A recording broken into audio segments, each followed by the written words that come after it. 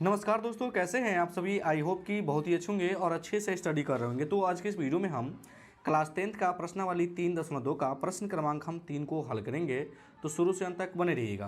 प्रश्न क्रमांक 3 बोला है कि अनुपातों A1/A2, B1/B2 और C1/C2 की तुलना कर ज्ञात कीजिए कि निम्न रैखिक समीकरणों के युग्म संगत है या असंगत। कहने का मतलब बाबू, इस रैखिक समीकरण का आपको हल करना है और आपको बताना है कि संगत है या असंगत है। तो हम भैया सबसे पहले हम जान लेते हैं कि संगत का फार्मूला क्या होता है। तो संगत का फार्मूला होता है A1/A2 के बराबर नहीं है B1/B2, तब क्या होता है बाबू, संगत होता है। ठीक ना। अगर A1/A2 के बराबर है B1/B2 और B1/B2 के बराबर है C1/C2, तब पर भी क्या होगा बाबू, संगत होगा, है ना। लेकिन A1/A2 के बराबर है B1/B2, लेकिन B1/B2 के बराबर नहीं है C1/C2, तब क्या होगा बाबू, असंगत होगा। तो चलिए हम प्रश्न को हम सॉल्व करते हैं। तो यहाँ पे दिया है बाबू पहला प्रश्न, जो कि हम लोग लिख लेंगे, है ना। तो लिख लेंगे बाबू हम हल। पहला प्रश्न दिया है 3/2x प्लस का 2y और बराबर का 5 दिया है। नीचे से दिया है बाबू 2x माइनस का 3y और बराबर का 7 दिया है। ये हमने क्या किया बाबू, लिख लिया। अब हम क्या करेंगे बाबू, हम इसको दो चर वाले रैखिक समीकरण के हम रूप में लाएंगे, है ना। ये मेरा दो चर वाला रैखिक समीकरण का व्यापक रूप है। हमको इसके रूप में इस समीकरण को लाना है। कहने का मतलब बराबर में क्या होना चाहिए बाबू, 0 होना चाहिए। ठीक ना। तो हम इसको क्या करेंगे बाबू, बराबर में हम 0 ले आएंगे। तो हम इसको लिख लेंगे बाबू 3/2x प्लस का 2y। अब प्लस का 5 है तो बराबर के हम इस साइड लाएंगे तो माइनस का 5 आ जाएगा। तो बराबर में क्या बचा बाबू, तो बराबर में 0 बचा। ठीक ना। उसी प्रकार हम नीचे वाले समीकरण का करेंगे। हम प्लस का 7 है तो बराबर के इस साइड लाएंगे तो क्या आ जाएगा बाबू, माइनस का 7 आ जाएगा। अब हम इसको क्या करेंगे बाबू, हम A1 B1 C1 उसके बाद A2 B2 और C2 हम निकालेंगे। कहने का मतलब x के आगे जो होगा बाबू A1 होगा, y के आगे होगा B1 होगा और जो संख्या होगा मेरा C1 होगा। कहने का मतलब x के आगे 3/2 है तो A1 का मान है, y के आगे 2 है तो मेरा B1 का मान है, माइनस का 5 है मेरा C1 का मान है। ठीक ना। इसी प्रकार से हमको फिर नीचे वाला समीकरण का नीचे वाले से तुलना कर लेंगे। हम x का गुणांक 2 है तो x का गुणांक मेरा क्या होगा बाबू, A2 होगा। y का गुणांक -3 है तो y का मान, है ना, तो y का गुणांक -3 है तो B2 हो जाएगा और -7 क्या हो जाएगा मेरा बाबू, C2 हो जाएगा, है ना। तो हमने यहाँ पे क्या करेंगे बाबू, लिख लेंगे। तो हम लिखेंगे यहाँ A1 बराबर जो हो जाएगा बाबू, x का गुणांक कितना है बाबू, तो 3/2 है। उसके बाद B1 का मान क्या होगा बाबू, तो हो जाएगा आपका 2। उसके बाद C1 का मान क्या होगा बाबू, तो -5। ये हमने कर लिया। नीचे वाला भी क्या करेंगे बाबू, हम x का गुणांक 2 है तो मेरा A2 हो जाएगा। उसके बाद B2 कितना हो जाएगा, y का गुणांक -3 है तो यहाँ पर लिख लेंगे -3। उसके बाद C2 कितना हो जाएगा बाबू, -7 हो जाएगा। इसको करने के बाद आपको क्या करना है बाबू, लिखना है A1/A2 आपको पहले तुलना करना है। ठीक ना। तो A1 का मान है बाबू 3/2 और A2 का मान कितना है बाबू, तो 2 है। ठीक ना। तो हम क्या करेंगे बाबू, इसके बटे में 1 मान लेंगे, लिखेंगे बराबर। ऊपर दिया है 3/2 तो 3/2 लिख लिए। अब ये जो है बटे, बटे का मतलब भाग होता है। भाग क्या होगा बाबू, गुना में बदलेगा। 1 ऊपर जाएगा और 2 जो है नीचे आ जाएगा। ठीक ना। इसको अगर हम सॉल्व करते हैं 3 एकम 3 और 2 दूनी क्या हो जाएगा बाबू, 4 हो जाएगा। ये हमने कर लिया। उसके बाद क्या करेंगे बाबू, B1/B2 निकालेंगे, है ना। तो B1 का मान है बाबू 2 और B2 का मान है बाबू -3। तो आप देखिए बाबू कि A1/A2 जब हम निकाले हैं तो 3/4 आया है। अब B1/B2 निकाल रहे हैं तो 2/-3 आ रहा है, जो कि ये दोनों आपस में बराबर नहीं है। तो अगर ये दोनों का मान अगर आपस में बराबर नहीं है तो आगे निकालने का कोई ज़रूरी नहीं है। तो हम यहाँ पे लिख देंगे बाबू, इसलिए कि जो A1/A2 का जो मान है किसके बराबर नहीं है, तो बाबू B1/B2 के मान के बराबर नहीं है। तो अगर इस कंडीशन का आता है तो उसको क्या बोलेंगे बाबू, हम संगत बोलेंगे, है ना। तो यहाँ पे हम लिख लेंगे बाबू अतः संगत है। ठीक, ये मेरा सवाल बनके रेडी हो गया। तो आई होप कि पहला भाग आपको समझ में आ गया होगा। अब चलिए हम दूसरे भाग को सॉल्व करते हैं। चलिए बाबू, दूसरा भाग जो दिया है तो पहले तो आप लिख लीजिए हल। दूसरा भाग को हम सॉल्व कर रहे हैं। दिया है 2x माइनस का 3y और बराबर का 8 दिया है। उसके बाद दिया है 4x माइनस का 6y और बराबर का बाबू 9 दिया है। ठीक ना। तो इसको क्या करेंगे बाबू, हम 8 को बराबर के हम इस साइड ले आएंगे और 9 को बराबर के भी इस साइड ले आएंगे और बराबर में क्या हो जाएगा बाबू, 0 हो जाएगा, है ना। तो लिखेंगे 2x माइनस का 3y प्लस का 8 है तो बराबर की साइड लाएंगे तो क्या आ जाएगा बाबू, माइनस का, बराबर में क्या बच जाएगा, 0। फिर लिखेंगे बाबू 4x माइनस का 6y प्लस का 9 है तो क्या आ जाएगा बाबू, माइनस का, और बराबर क्या बचा, 0 बचा। कोई दिक्कत नहीं। अब इसको तुलना किससे करेंगे बाबू, हम दो चर वाले रैखिक समीकरण के व्यापक रूप से करेंगे, है ना। तो आप समझ गए कि x का गुणांक जो होगा वो a1 का मान होगा, जो y का गुणांक होगा मेरा b1 का मान, जो संख्या होगा मेरा c1 का मान। इसी प्रकार भी नीचे वाला भी तुलना कर लेंगे।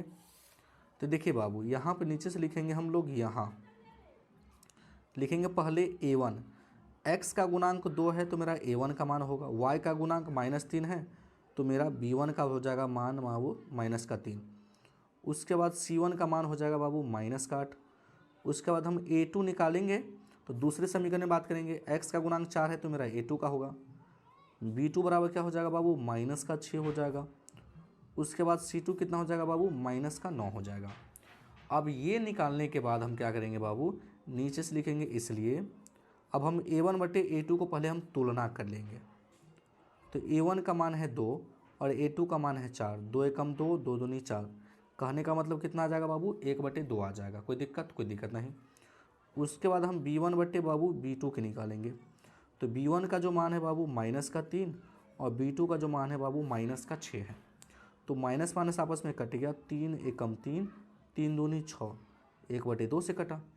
अब यहाँ पे क्या देख रहे हैं बाबू, ये दोनों जो है ना आपस में बराबर है, दोनों मान आपस में बराबर आ रहा है। तो आपको क्या करना है बाबू, दोनों अगर मान बराबर आ रहा है तो आपको c1 बटे c2 भी निकाल लेना है। अगर ये दोनों बराबर आपस में ना आए तो आगे निकालने की कोई ज़रूरत है, लेकिन बराबर आता है तो आपको निकालना पड़ेगा, है ना। तो क्या निकालेंगे बाबू, हम c1 बटे c2 निकालेंगे। c1 का है मान -8 और c2 का मान है बाबू -9। तो माइनस माइनस प्लस हो गया, बराबर क्या आ गया, 8/9 आ गया। तो यहाँ पे हमको देखने को मिलता है कि a1 बटे a2 का मान 1/2 है, b1 बटे b2 का मान भी 1/2 है, ये दोनों आपस में बराबर है। लेकिन c1 बटे c2 का मान 8/9 है, ये दोनों के बराबर है, नहीं है। तो हम बाबू कह सकते हैं यहाँ पे इसलिए कि जो a1 बटे a2 है किसके बराबर है, b1 बटे b2 के है। इसके बराबर ये है, लेकिन b1 बटे b2 के बराबर c1 बटे c2 नहीं है, क्योंकि 8/9 आ गया। ये दोनों जो है आपस में बराबर है, लेकिन ये बराबर नहीं है। तो हम कह सकते हैं कि c1 बटे c2 आपस में बराबर नहीं है। ठीक है ना। तो अगर इस कंडीशन में आता है तो उसको क्या बोलेंगे बाबू, हम अगर इस कंडीशन में आता है तो असंगत बोलते हैं। तो यहाँ पे बाबू हम लिख लेंगे कि अतः असंगत है। तो आई होप कि ये भी क्वेश्चन आपको समझ में आ गया होगा। तो अब चलिए बाबू हम तीसरे भाग को बहुत ही अच्छे तरीके से सॉल्व करते हैं। तो देखिए बाबू, तीसरा भाग बोल रहा है कि 3/2x प्लस 5/3y बराबर का 7, 9x माइनस का 10y बराबर का 14। तो हमको क्या करना है बाबू, संख्या को बराबर की साइड ले आना है। तो हम लिख लेंगे हल और लिख लेंगे बाबू कि 3/2x, ठीक ना, कोई दिक्कत नहीं। उसके बाद लिखेंगे बाबू कि 5/3y है। अब प्लस का 7 है तो बराबर की साइड ले आएंगे, तो बराबर क्या बचेगा बाबू, 0 बचेगा। ठीक ना, आपको बराबर की साइड लाना ही है ना। उसके बाद लिखेंगे बाबू 9x माइनस का 10y, ठीक, प्लस का 14 है तो क्या आ जाएगा बाबू, माइनस का 14, और बराबर क्या बचा बाबू, 0 बचा।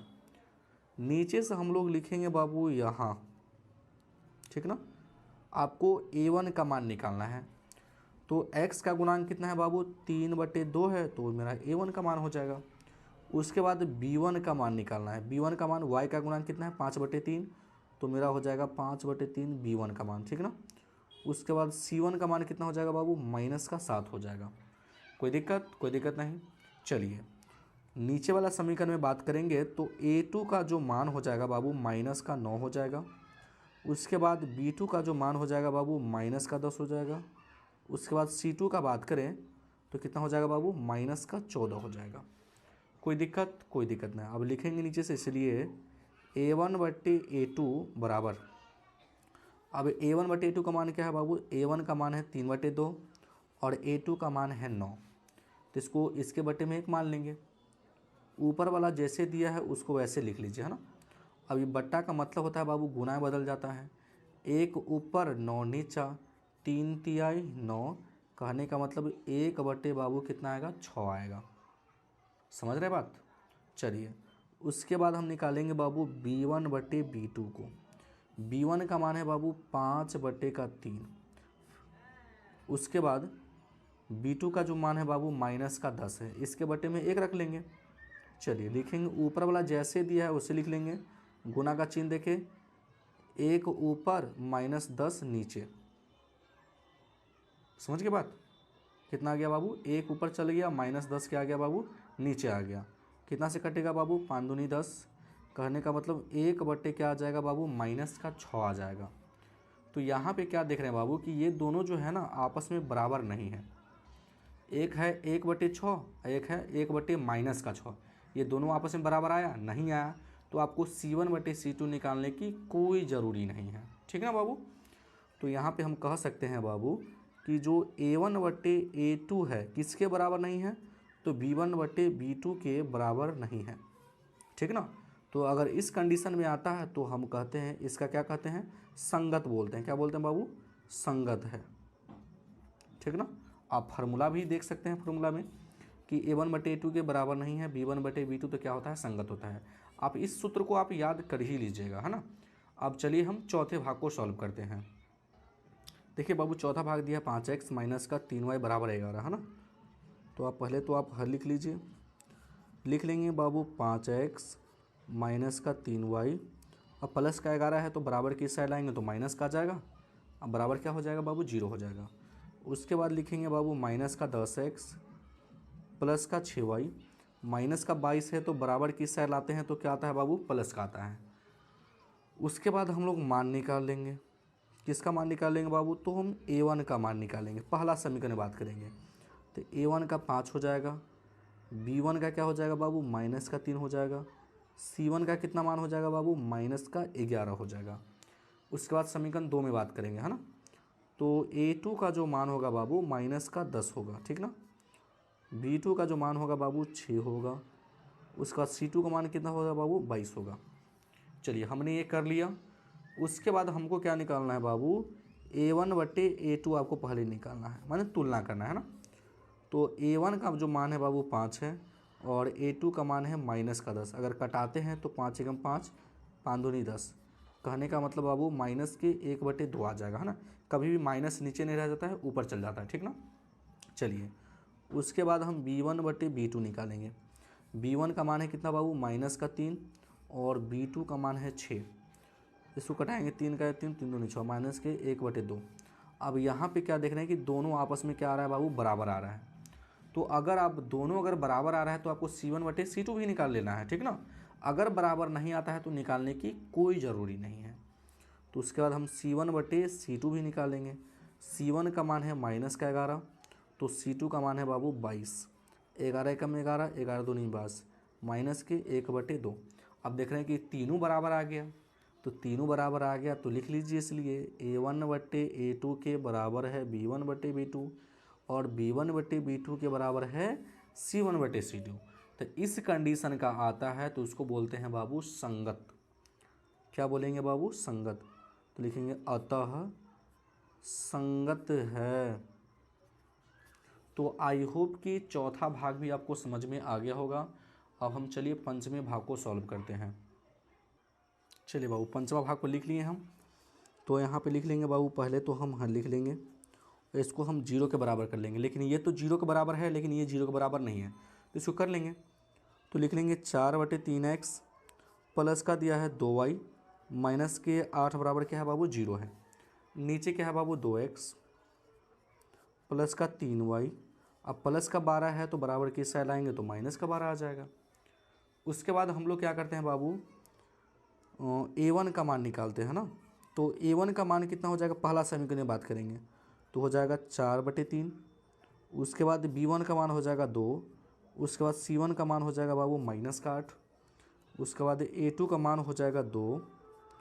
b2 का मान हो जाएगा बाबू 3। c2 का मान हो जाएगा -12। ठीक ना। अब हम क्या करेंगे बाबू, a1/a2 को तुलना करेंगे। a1 का मान है बाबू 4/3 और a2 का मान है 2, तो इसके बटे में 1 मान लेंगे। लिखेंगे कि 4/3 गुना 1 ऊपर चल गया, 2 नीचे आ गया, 2 दूनी 4, कहने का मतलब 2/3 आएगा। ठीक ना। चलिए उसके बाद हम निकालेंगे बाबू b1/b2। b1 का मान है 2 और b2 का मान है 3। तो यहाँ पे देख रहे हैं कि ये दोनों आपस में बराबर है। तो अगर दोनों आपस में बराबर आता है तो आपको c1/c2 भी निकाल लेना है। ठीक ना बाबू। तो हम लिख लेंगे c1/c2। c1 का मान है बाबू -8 और c2 का मान है -12। तो माइनस माइनस तो कट गया, 4 दूनी 8 और 4 तिया 12, तो ये भी क्या आ जाएगा बाबू 2/3। तो यहाँ पे देखिए ध्यान से अगर आप देखते हैं तो ये जो है तीनों मान बराबर है, 2/3 ये भी है, 2/3 ये भी है, 2/3 ये, तीनों बराबर है। तो हम कह सकते हैं बाबू कि जो a1/a2 का जो मान है b1/b2 के बराबर है और b1/b2 का भी मान किसके बराबर है, c1/c2 के बराबर है। तो हम कह सकते हैं कि अतः संगत है। ठीक ना। तो आई होप कि ये वीडियो आपको पसंद आ गया होगा। तो अगर मेरे चैनल पर नया है तो वीडियो को लाइक कर दीजिएगा और चैनल को जरूर सब्सक्राइब कर दीजिएगा। वीडियो देखने के लिए बहुत बहुत धन्यवाद।